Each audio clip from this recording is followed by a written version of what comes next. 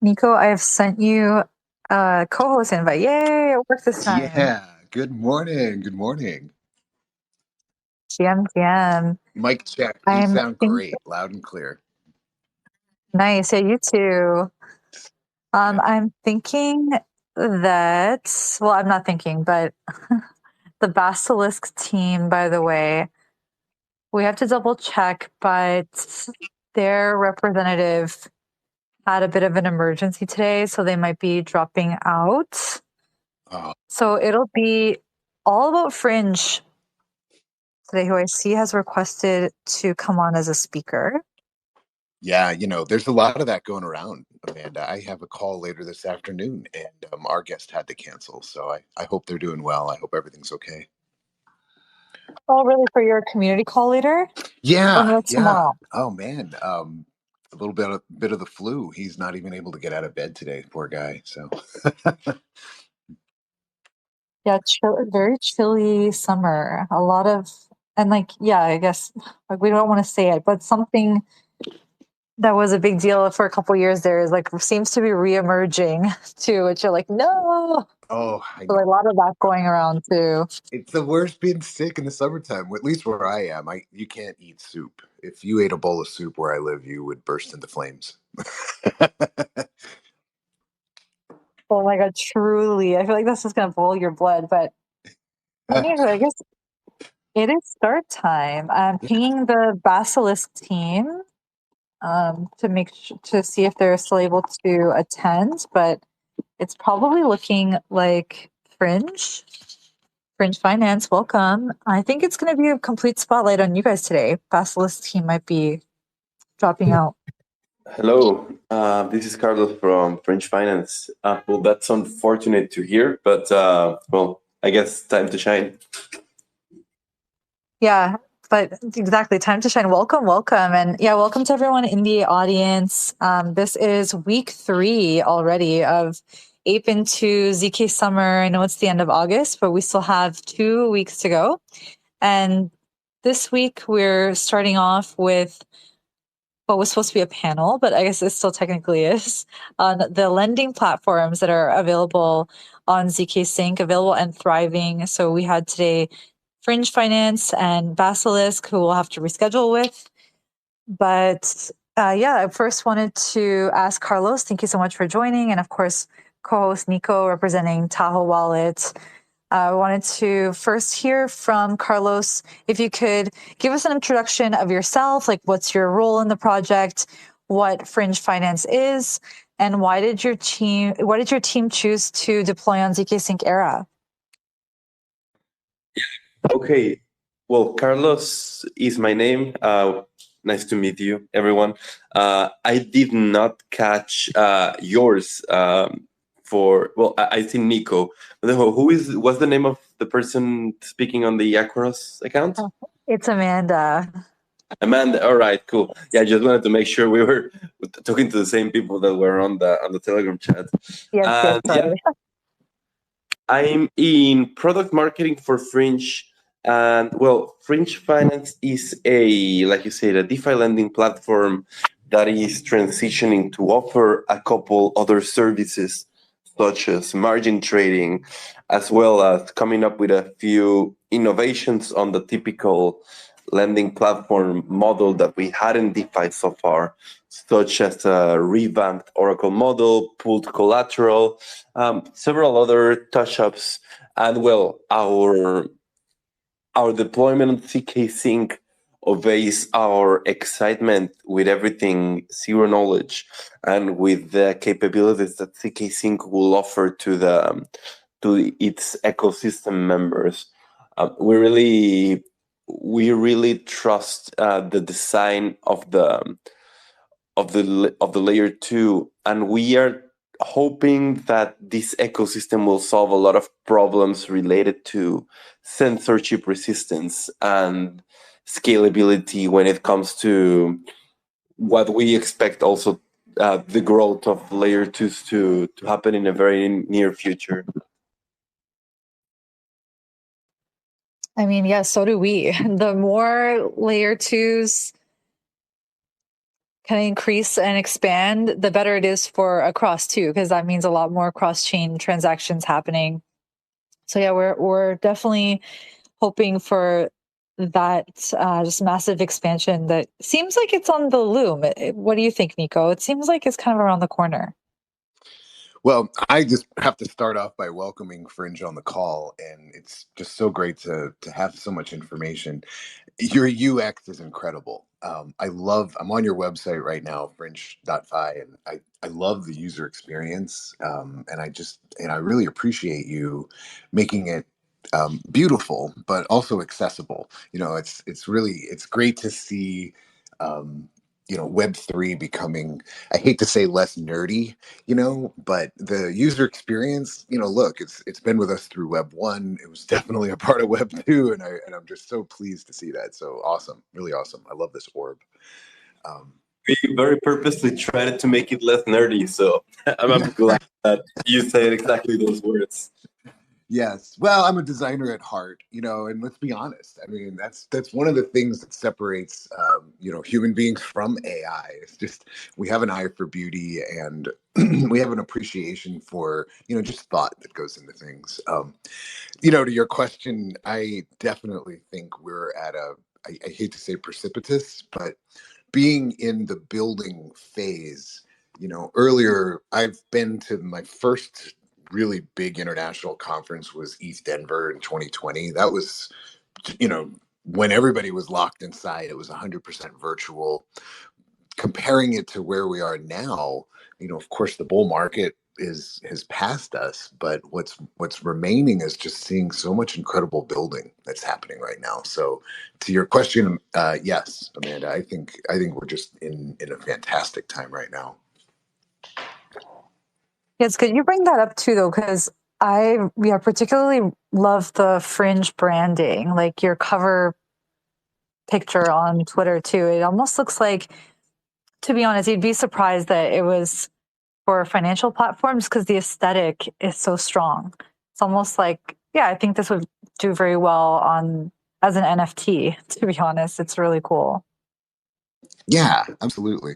Well, and for me, it's simple click launch. That I've talked about this before with Cross.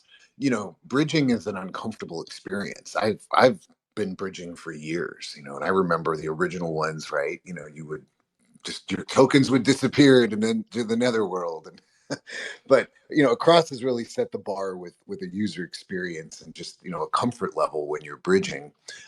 Obviously Tahoe, we've hoped, and that's really been at the core of our community project, is to make a wallet that you actually want to use.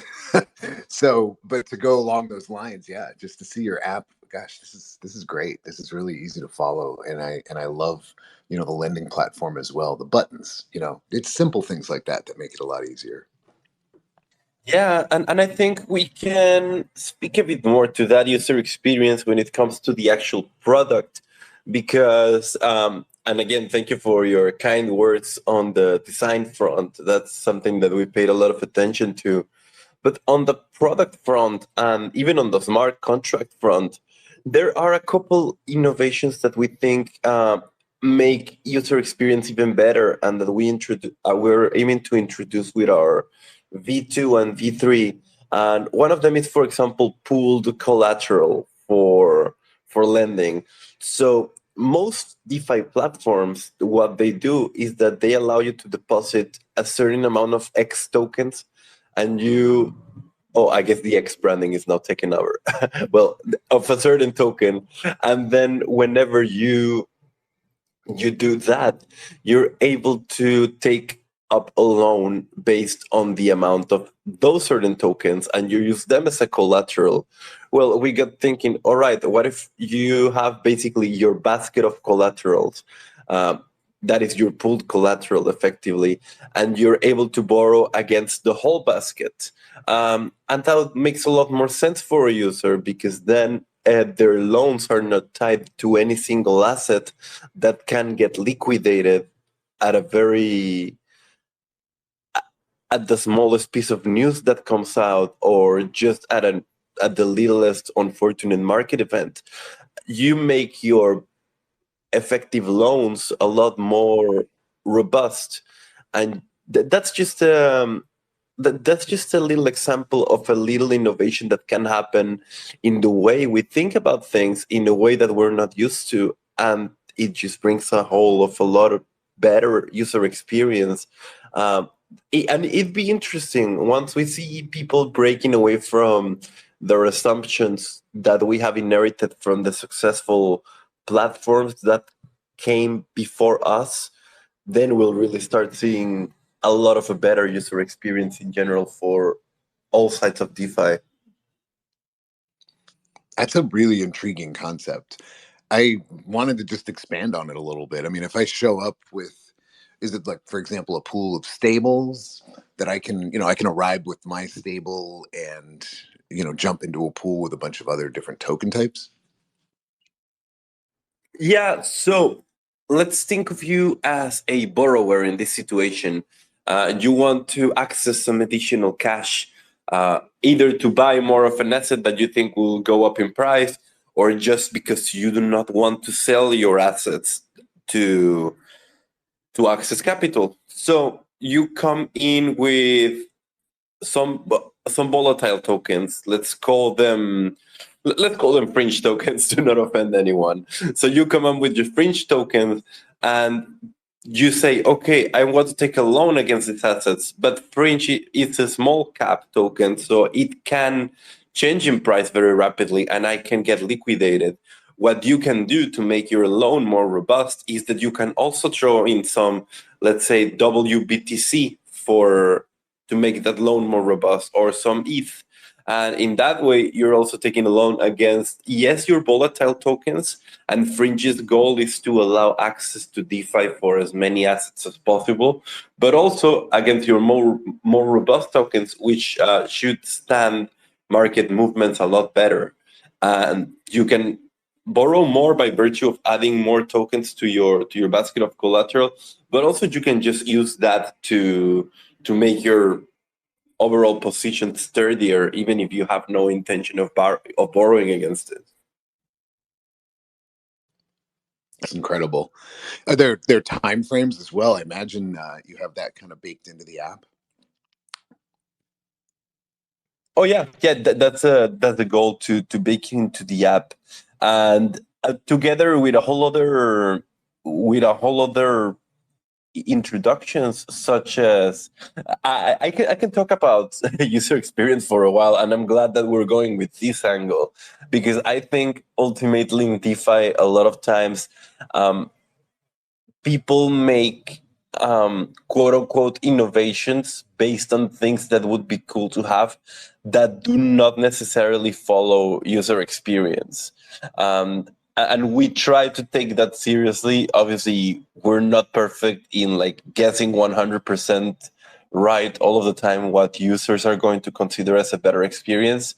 But other simple additions, such as, okay, what if you could pay back your loan in any token, not really in the token you borrowed? So you take out a loan in USDC, and through composability with a decentralized exchange, you're just able to pay it in another token because the changes happen in the back under the hood when you're not really thinking about it.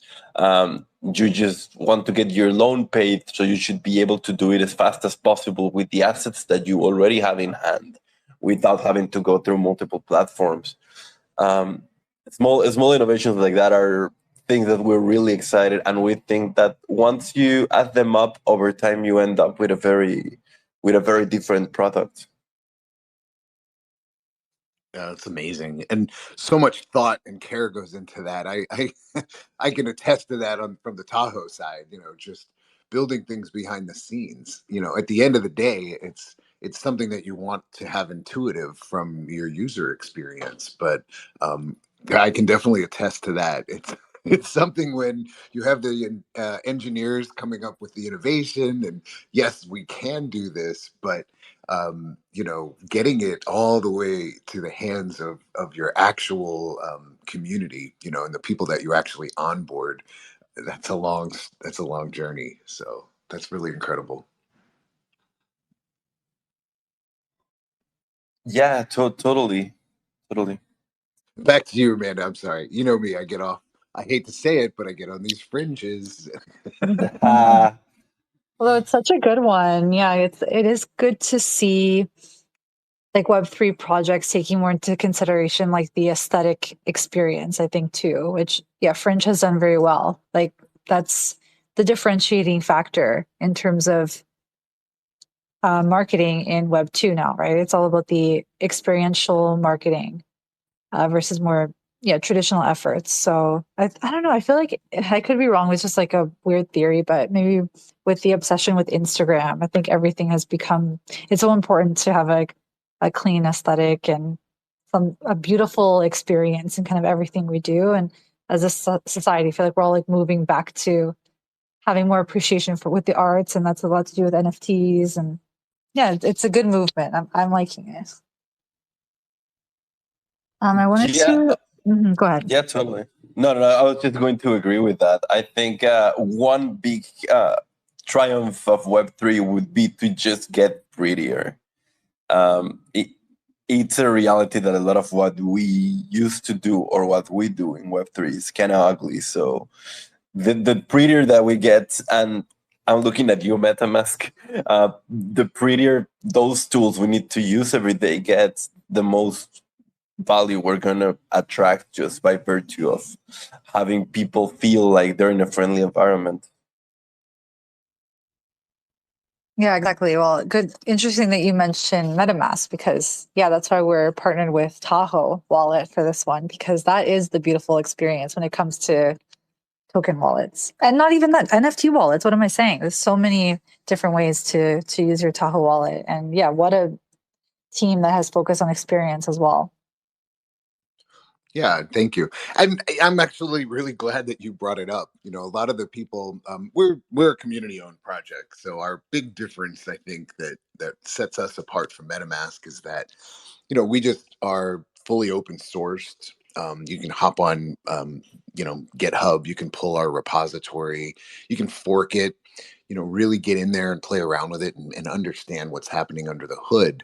But we've just always wanted to take a community approach. I'm an NFT guy, and when I joined the team, it was really DeFi centric. A lot of people are very comfortable with DeFi transactions, but when I came on board, I'm comfortable with NFTs. And whether you think about a token, and this is something that I'm so impressed with Fringe, because you're token agnostic. You're not a Bitcoin maximalist. You're not an Ethereum. I don't want to say maximalist, but being an NFT person, my approach was, look, we've got to make this easy to use. Everybody collects NFTs. We all need a wallet, and so that was our approach. But yeah, in the early days, for those that follow Tahoe, you'll know. I mean, we actually had a hound chasing a fox around East Denver. We definitely want to take on MetaMask. I love it. Yeah, I don't know if anybody guys were there. It was awesome. It was really fun. We had these costumes, and it's just a little bit of real life theater. But there's mascots at East Denver, I should say, the Buffacorn, and there's some other mascots too. So we weren't the only ones. But yeah, and it isn't to say, I'm better, you're better, but we just realized early on, they're more of a centralized approach.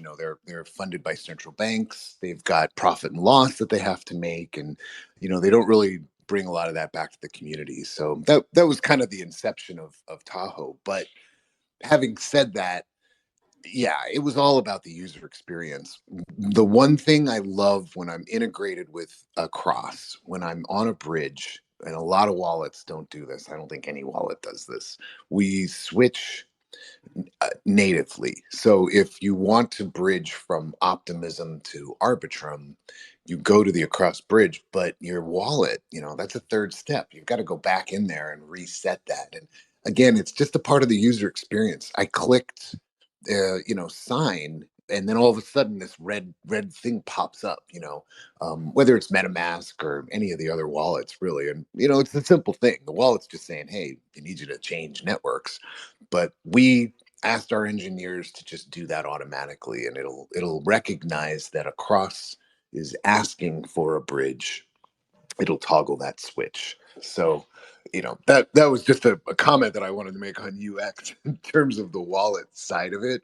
But throwing that back to Across, I know just from being involved in your zkSync launch, man, your engineers worked like overtime. I mean, I can't even believe I've seen how long it takes to bring on a new chain. And when you guys decided to launch ZK, you did it right. I mean, you really put so much effort into that. Oh yeah, thanks so much. We were so excited. Like, I think not to like get too much into Across, but yeah, we did listen to our community in that we originally had planned to bring out this feature called the UBA, Universal Bridge Adapter, which would allow us to connect to chains that don't have canonical bridges or official token bridges like Avalanche or BNB chain. Like, they don't have those, and those are really robust ecosystems. We couldn't originally get there with our design, so we had to add this feature that would allow us to get to those types of bridges. I mean, those types of chains, sorry. And just there was some engineering, like technical hurdles that were met. And instead of taking more time in figuring those problems out, we like heard the community, the outcry of like, when zkSync? We're like, oh, we cannot disappoint our community. Let's just pivot and focus on this launch. And yeah, we're really happy that we could make the community happy. That's always the best route. And I think a lot of people who have used Across like really like the feature of seeing how like it's like the little video that plays when you bridge that shows how fast the deposit is taking. So it's like kind of like a really quick countdown of how many seconds it takes for your transfer to be initiated. And people really like that. So they can, in a fun way, track their assets and see where it's at in the process. But I think some people don't know that we are powered by UMA, which is an optimistic oracle. And this is a question that I wanted to sort of pivot to the Fringe team. Carlos, we were looking at, we were just like looking at your roadmap, and I saw that in the Fringe Finance V3, it says that you'll be utilizing a novel Oracle model. So yeah, because of our connection with UMA, yeah, we'd love to like dive a bit more into that with you and see what this Oracle will help solve in the lending space. Because yeah, I'm very familiar that Oracle and lending protocols sometimes have a bit of problems like solving all the issues. Yeah, for sure. And that's a great question. And by the way, the Vasilis team didn't get to join, but it's been great to get to hear both of you talking about your respective projects. You're both working on some really interesting stuff. I think there's a common misconception, and I guess that reflects poorly on the Fringe team, on the wording we've been using regarding that new Oracle model, because people automatically think that we're launching an Oracle ourselves. And yeah, we're very much not. Like, that's oracles are a complex business, and you're either full in or full out. And actually, we've been looking into UMA. I interviewed them myself a while ago, and I gotta say they're a really cool team with a solid solution. Basically, what we're trying to do at Fringe, our motto is DeFi for everyone. And what we're aiming to do is to onboard as many projects as possible to the decentralized finance ecosystem, because it's a sad reality that most of them just get ignored. If you're an app trying to onboard people to Web3 social through a DAO that you govern through your token, most likely your token is going to end up siloed from the DeFi ecosystem. And we want to bring as many of those tokens as possible to DeFi. And to do that, the first step is often lending. And the usual constraint is more often than not that there are not Oracle fits from that. We've actually just seen that because the Oracle fits availability changes all the time, we've had to delist a bunch of projects that we had listed. which gets in the way of us delivering the experience that we're trying to create in the first place. To combat this and to be able to list more tokens, we are coming up with a different model to obtain and process those prices from different sources, which means that we might integrate whatever oracles are available, including Chainlink, including UMA, including Supra, including whoever is providing oracle feeds that are valuable, but that we're adding an additional treatment on top of that, so that all oracle prices regarding the source can have our veto of security. And this is particularly exciting when it comes to oracle sources such as Uniswap. Now, other lending platforms have tried to use Uniswap as a source of token prices and failed at that, because it does happen that, especially for the more volatile tokens, Uniswap pools lend, pun intended, I guess, lend themselves to market manipulation quite easily by virtue of, just inflating or deflating the token price using, by adding or removing collateral from Uniswap pools.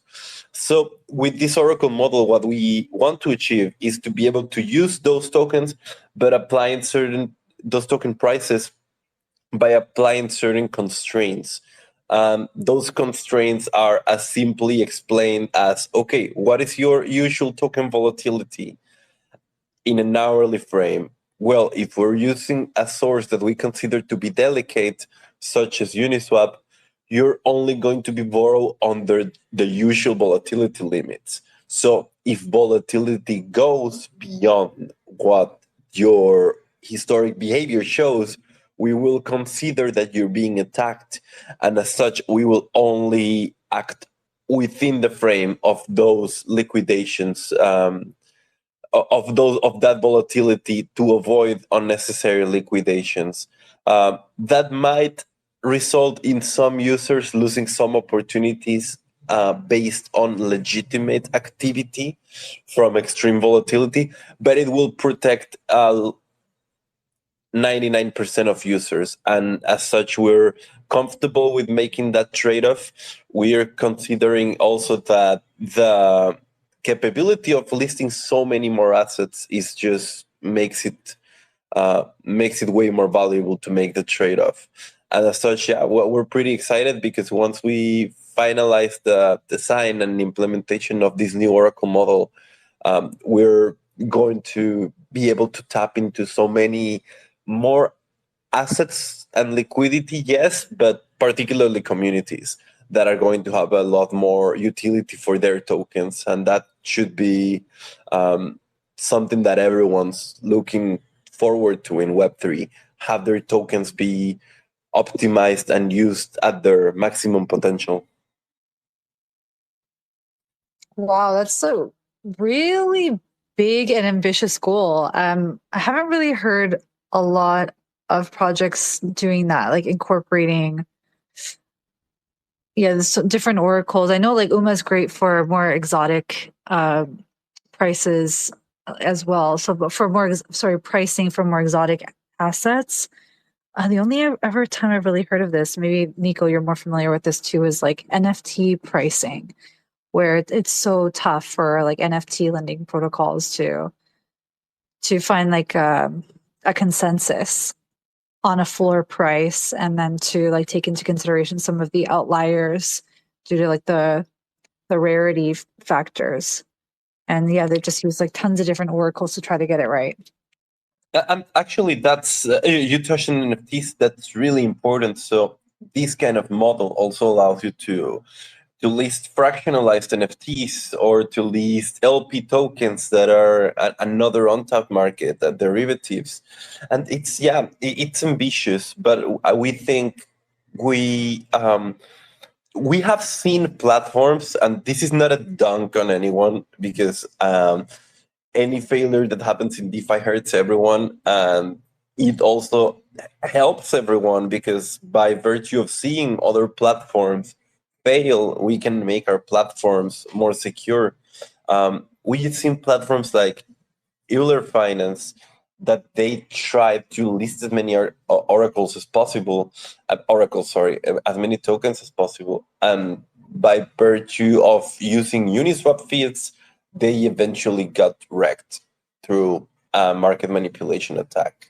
So we see that and we take it seriously, and we understand that, okay, there are constraints that need to happen in order to make that possible. And also, like you said, if certain oracles are better for exotic assets, if certain oracles are better for NFTs, they should be taken into account. Ideally, all with posterior treatments to make them safer for the ultimate purpose that you're trying to get them for, such as in our case lending. But for other platforms, it might be worthwhile applying a posterior treatment for a different case.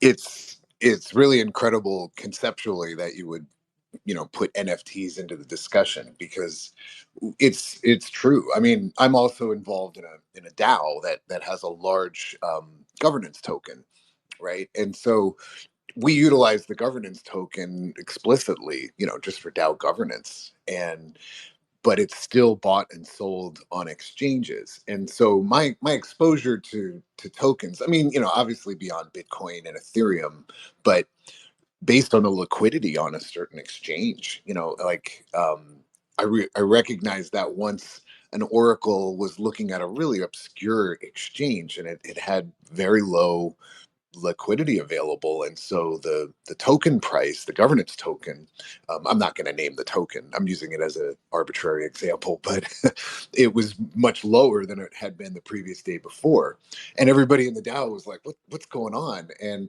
we just realized that gosh, this particular oracle had switched over to a very obscure exchange that had very low liquidity available. And as soon as things kind of worked themselves out again, it looked to a larger exchange. Binance was obviously a lot larger than the obscure one.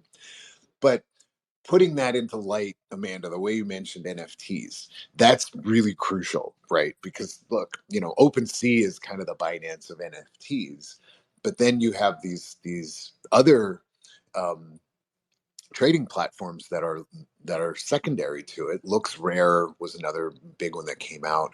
We particularly on the zkSync, specifically with a lot of the projects that we're even involved with in the campaign, they use Element, and zk Era is building its own ecosystem. So it's difficult, just like a lot of assets, it's difficult to kind of compare them across chain. But if I just specifically just talk about Ethereum, yeah, if you have, like an NFT that has 10,000 in the collection, the primary market's going to be OpenSea.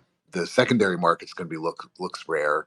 Beyond that, you get some other markets, right? And they're going to be just like a DEX in a way.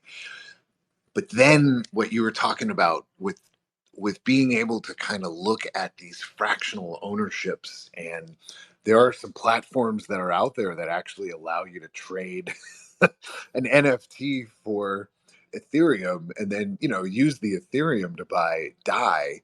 So it's absolutely incredible, the things that people are thinking of. And I wanted to just bring that point in, because putting it in layman's terms, it's just really amazing to think about how the oracle that you choose, it can really, I know I don't want to say make or break an NFT project, but depending on the oracle, it can really make people's opinions change a lot. So it's a pretty big deal. I mean, there's a lot of thought that has to go into that. And again, I just wanted to just kind of make a good statement about UMA and our experience with it. That's one of the things I really love about it, is just the ability for you guys to be so active with everything. Right. And with UMAS particularly, it does just go beyond like price feeds, which makes it really unique in terms of the power behind the oracle. But I wanted to ask Carlos, including the Oracle topic, but I guess it's like probably like one of the top questions, let's say, for new lending protocols is what is the difference between your lending platform and Aave? And I think the Oracle discussion is cool to throw in the differences there too. Yeah, that's a core difference. I think there are a couple more. And we originally started out as pretty much a fork of Compound, and we've been working towards our differentiation. And I think, and by the way, I can flatter the Fringe team because I'm not in the technical team. I'm in the marketing team, and really, our technical team has really thought these things through in the evolution that Fringe has had and the evolution that Fringe aims to have to become its own thing. So we're starting with a tried and proven model, such as the fork of Compound model, and we're just going in our own direction now. Always with that ultimate goal of incorporating as many assets as possible in mind. So basically, my coffee machine is making a couple weird noises. I don't know if you can hear it. Anyways, Fringe is trying to incorporate new features into the mix so that we can really shine in our own light. One of them is being the amplify and margin platforms that we're incorporating at our V2. Now, the lending systems are very similar under the hood to margin and leverage trading. And you can actually turn a lending platform into a margin trading platform quite easily. So we figured, why not? So starting from our V2, you're going to be able to not only borrow and lend against your tokens, but also to access leverage through them using the same lending primitives that allow Fringe V1 to happen in the first place. That's a huge innovation because you're going to be able to go long and short on any of the listed assets, but you're also going to be able to just go full degen and access as much leverage as possible if you want to. Now, do we consider that a product for everyone? No, but under the hands of a responsible user, that's a great tool to have, and that people usually need to access through centralized platforms like the Binances of the world. Putting that on chain, in our opinion, is really important to get people on the centralized platforms instead of their trusted centralized ones. Going multi-chain and going cross-chain, that's also really important for us. You guys are obviously the cross-chain experts, so I will not speak too much to that, but we see a lot of value in just users being able to take a loan in one chain and repay it in another, take a loan in one chain and receive their assets in another, add collateral in one chain, and be able to use a DEX in another chain to repay their loan, so on and so forth. We think that's amazing, and that's the future of our industry, to be able to put together all these chains. The multi-chain world and the L2, L3 world is fantastic in that it will allow for so much more scalability. It will allow for so much more activity without dramatically increasing the costs. And that also relates back to wallets, and it also relates back to user experience. The user experience needs to be there for cross-chain to be seamless and to not just make it a huge problem on users that now they need to track their assets and their loans and their activity through so many different chains. There needs to be an easy way to present all of that so that it's seamless and it's actually better than the centralized systems that we currently use. So we're keeping all of that in mind. We're introducing the new Oracle model. We're introducing a stable coin, although that has been pushed towards a later time so that we can focus on more pressing needs. And well, last but not least, we are just aiming to optimize the platform in as many ways as possible. Most lending platforms tend to optimize for security, and we do see that that is important, but we are also trying to add incremental optimizations towards capital efficiency without sacrificing security. So capital utilization, make sure that users that are supplying collateral sorry, now I just get like a mess on the terms that I'm using. Users that I'm supplying liquidity, not collateral, liquidity, can get the most out of it. So if you add capital to a lending platform and you're effectively a stablecoin lender or an ETH lender or a WBTC lender, you should be able to get the most out of it. The platform should try to get that capital lent out as soon as possible so that more loans are happening, first of all, and more lenders want to come because the rates are more attractive for all. So those are all under the hood fixes and improvements that are always taking place. They're not they don't lead to very exciting launches like, hey, we just debuted this new feature and it's got its own interface and it looks amazing.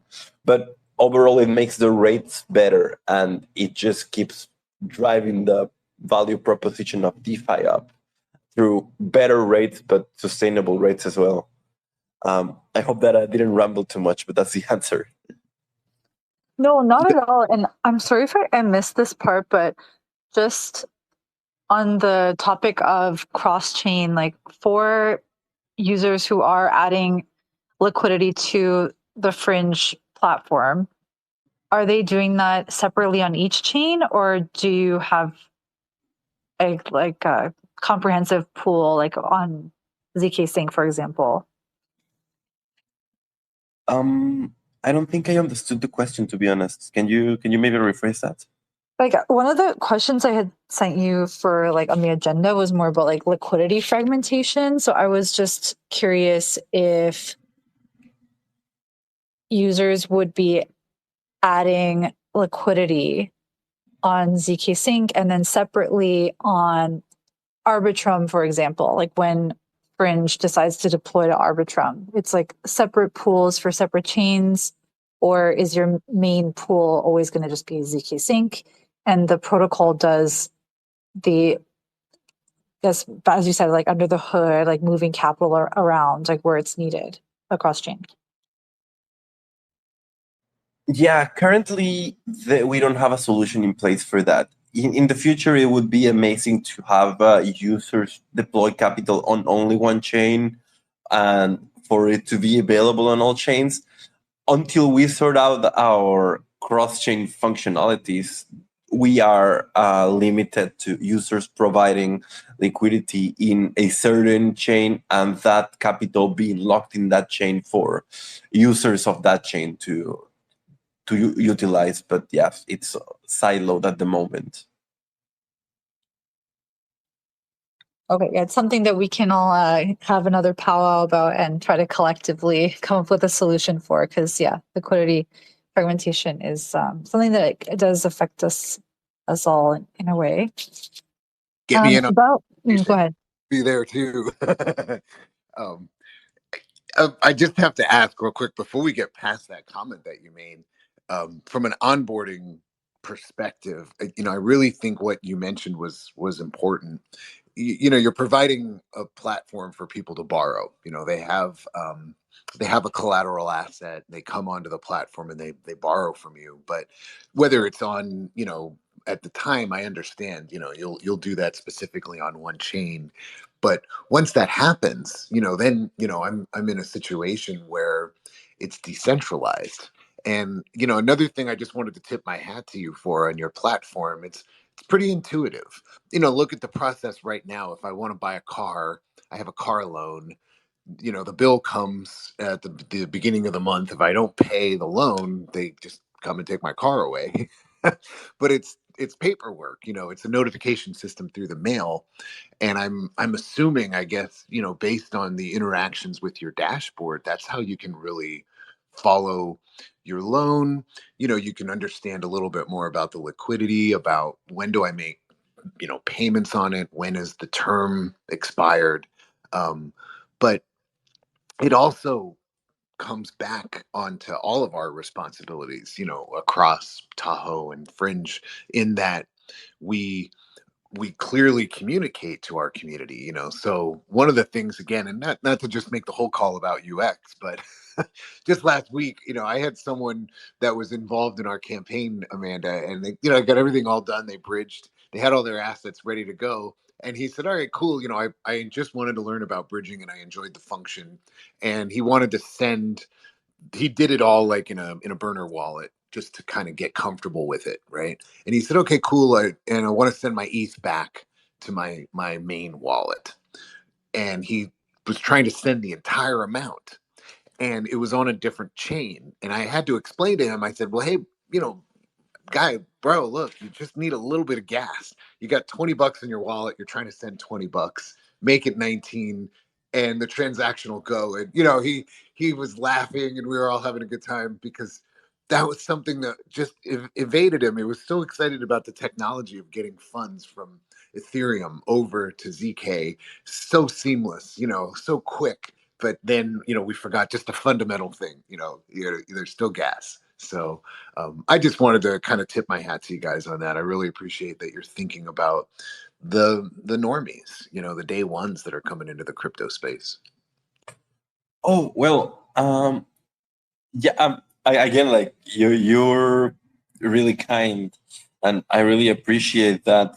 One thing that I would say that it's very that is very interesting for us when you talk about the normies, quote unquote, although we're all the normies at heart, is that we do recognize that DeFi, for example, bridging the incumbent financial players of the world into DeFi has been not the experience we all in DeFi collectively thought it would be. It's just true that a lot of the existing traditional finance players are just a lot more comfortable in their world, and they're doing quite okay in their world. And so they're not necessarily trying to change their playing field and move to a new one where they'd be new, or even there's even a case to be made that existing financial players do not want to move to decentralized finance because decentralized finance presents an even playing field. And we all know that in TradFi, your connections, your privileged information, your even influence behind the scenes, with sometimes with dark undertones, they play a big part in what the slice of the pie you get end up being. And in decentralized finance, that's not the case. We're trying to build a system that's all mathematically calculated and fair. So to that regard, we have started thinking over at Fringe that it might just be better to try to onboard completely new users that are not using financial products at all, or that using financial retail products at most, and try to onboard them to the DeFi experience. Now, to that, and I'm feeling comfortable doing this because you guys have also been giving shout outs to your partners, which is cool. It's always great to hear what other people think about other products and not necessarily theirs. Our founder and CEO, Paul Mack, has now gotten involved with a project that's called Biga Arcade, which aims to create a seamless path from Web3 gaming to decentralized finance. And that is basically create the best experience possible for Web3 gamers, and make sure that these guys have an easy way to, okay, you made a certain amount of money, you made gains playing your game. Why don't you try to get some yields on your gains? You're always able to withdraw them, but if you want to stake those coins and lend them out and earn yield, you'd be free to do it. And you'd use Fringe primitives. So through that, we're also hoping to tap into a new market of, okay, gamers are pretty much already the crowd that we are aiming to demographically, at least, on board to DeFi. Why don't we create a seamless path to that? And I think when you mentioned onboarding the normies, that's a really interesting way to do it. Get your Web3 gamers, get your Web3 social users, all the other apps we can get Web3 working on. Now, Friend Tech is doing amazing. NFTs did really well to bring in new users to Web3.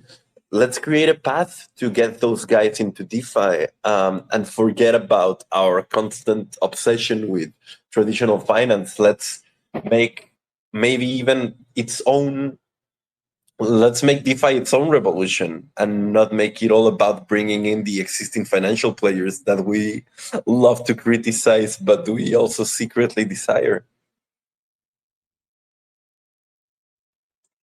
Well, beautifully worded, Carlos. I really loved that line of saying that we're trying to create a world where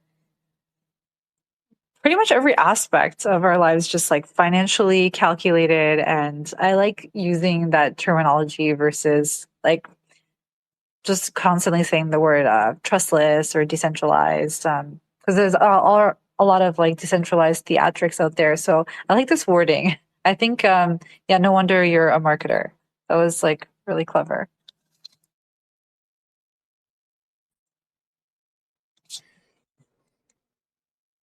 Yeah.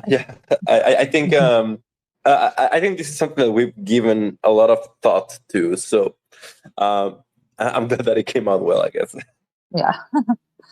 I guess the last questions are we're running towards the end of our scheduled chat time. I just wanted like a lighter, fun question to send us off. And for those newbies who we were just talking about, is there any one piece of advice that you would give to someone who hasn't tried crypto lending before? And what would you tell them if they want to give it a try, especially if they want to give Fringe a try?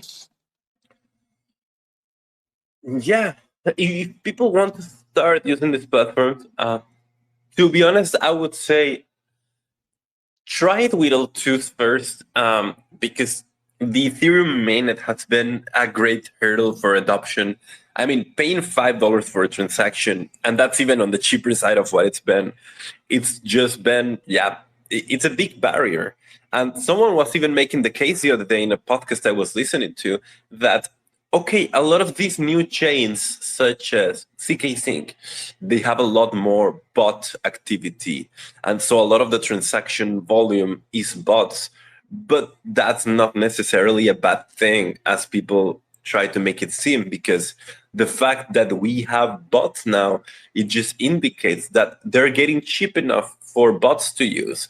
And a lot of infrastructure actually requires those bots that were previously too costly to operate.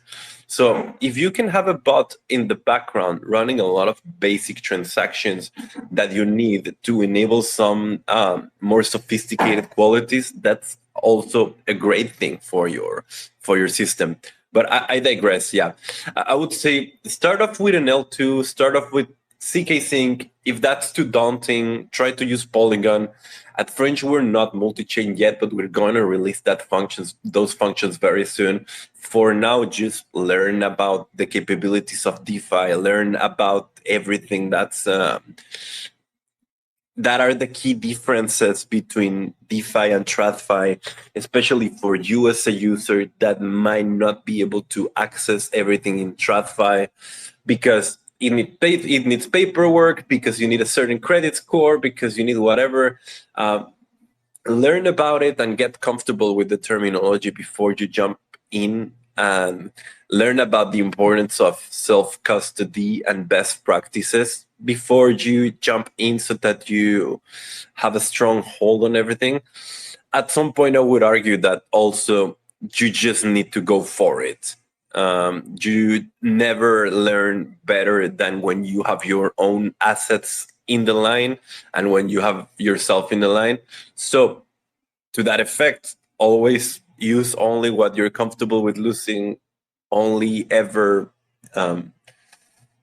be as exposed and you can afford to be, if you consider that the risk is higher than it is, and have fun with it. It's a cool ecosystem to play with. I think L2s are going to afford us a lot of more fun use cases than just purely financial use cases. As they say, if everything costs a lot to do, then the only applications that make sense are the ones that make money. Now that everything is going to get a lot cheaper, we're going to have a lot more applications that do not aim to make money. They just aim to entertain. So we're at the start of a very interesting wave, and that's something that I would recommend everyone to keep an eye on. And shout out to KFC, who has been like spamming emojis this whole time. That's really good for the spaces. So thank you for just doing it.